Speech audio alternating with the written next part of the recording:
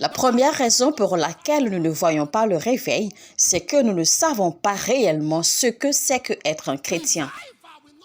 Le réveil ne viendra pas sur les pécheurs, il viendra sur les chrétiens. Les pécheurs n'ont pas besoin de réveil, ils ont besoin de salut.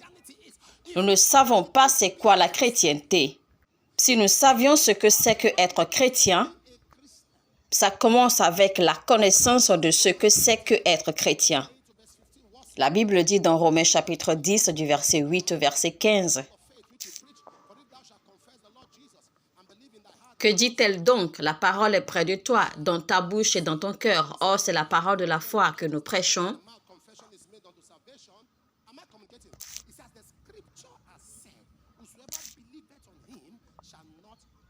Si tu confesses de ta bouche le Seigneur Jésus et si tu crois dans ton cœur que Dieu l'a ressuscité des morts, tu seras sauvé. Car c'est en croyant du cœur qu'on parvient à la justice et c'est en confessant de la bouche qu'on parvient au salut. Est-ce que je parle à quelqu'un? Comme dit l'Écriture, et quiconque croit en lui ne sera pas confus. Puisqu'ils ont tous un même Seigneur, qui est riche pour tous ceux qui l'invoquent, car quiconque invoquera le nom du Seigneur sera sauvé. Donc c'est quoi la chrétienté? Se soumettre à la seigneurie de Christ. La seigneurie de Christ. C'est ça la chrétienté. Se soumettre à la seigneurie de Christ.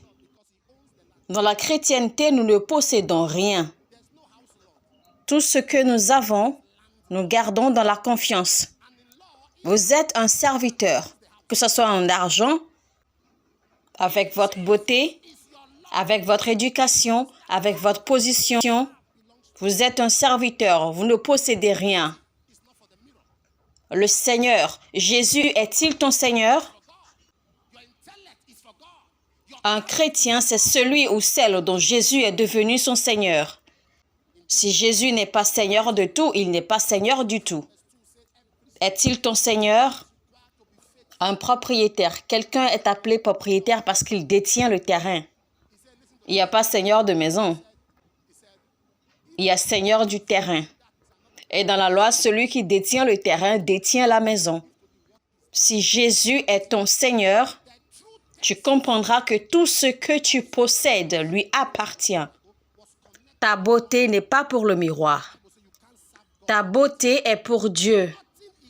Ton intellect est pour Dieu. Ton talent est pour Dieu.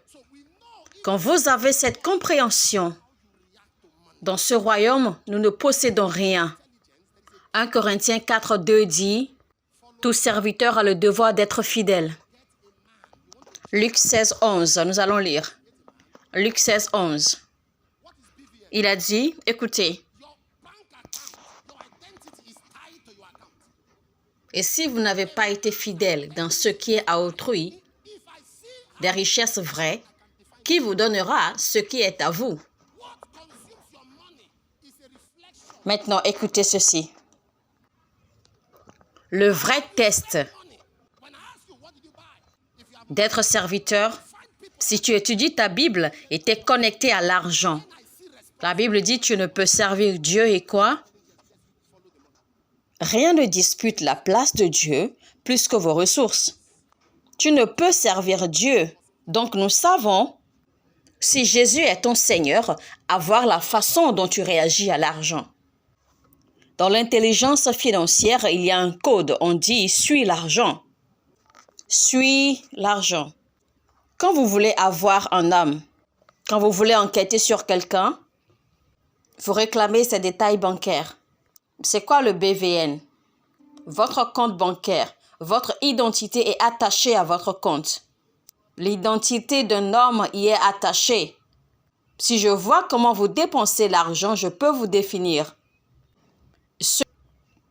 Ce qui consomme votre argent est le reflet de ce que vous avez dans les pensées.